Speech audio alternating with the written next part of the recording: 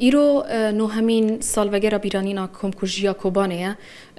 هر وقت زانن کو د سر سپید د 25 ماه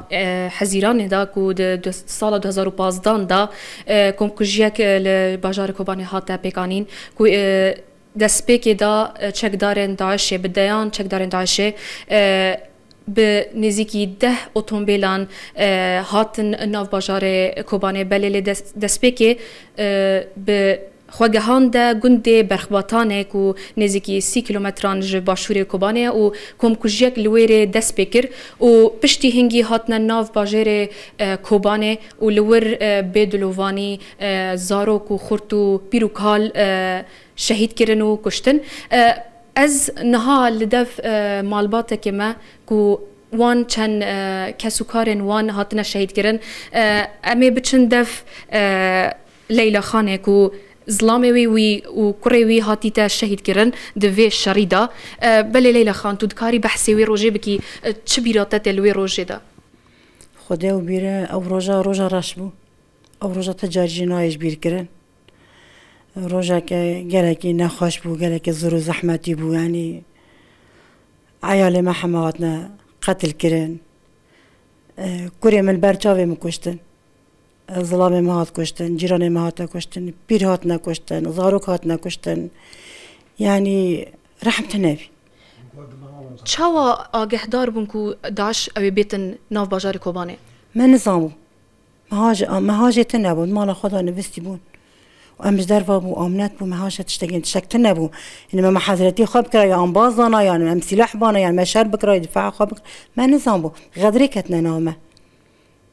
بلد حرتشتي بلد هبو خوش بو يعني بس بغدر هاتنا ما نظام بو بس مهاجة نبو هنا قبحتك جران صار ماذا به افكم كوجي تفاي يعني عجيب شيبن ما حسابي ويتشتي ناكر بو جيران ليلى خانه یک لج جيران واكو مالا و دف وابو مالا مالبطا كك اسماعيليه كو امي قصاوان جي ورغرن بزانن وان شديتيا لويدمي سبيدي ساعت بين جنيف بو دنگي قرشينان زور دهات دنگي تاقون دهات امرابون امشون حارت امگريان گو سرين رزگار کرنه پشترا ماكينا که مفخخ پیکابک هات جمال باو ما ساکنی ور ساکنی یکی تیدا بو سرچاو برین بون سلاح که گلوی بو تکری پیشی سیاره تقیه بو این ماکینه گو معبر حدود الکه داره مدی داعشه گو ما بر ندن گو ما خواب تقینن ما جیدا برادا خواه رسیف داره خست چو سینور یکم کس عگید کره خالتی شهید کرن چکو سلاح گلوی ده بو کیجا نفری سلاح پیره بو او دکشتن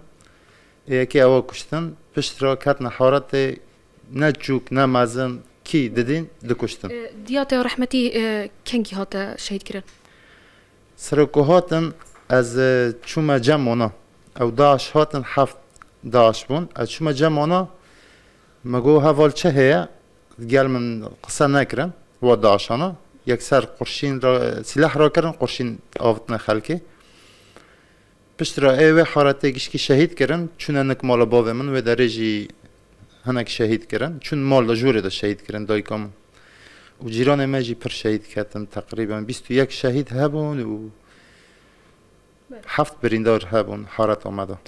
چندین مالباتن وکی مالباتا که اسماعیل و لیلا خانه هنه گو او روز جبیروان ناچاود هزروان دمایا لگورا ماران نزدیکی 518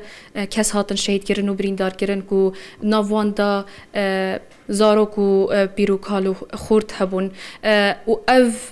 بیرانینا هر دم جمجی و هزروانه در و او دیوی هر بمینید ناف خیالان وادا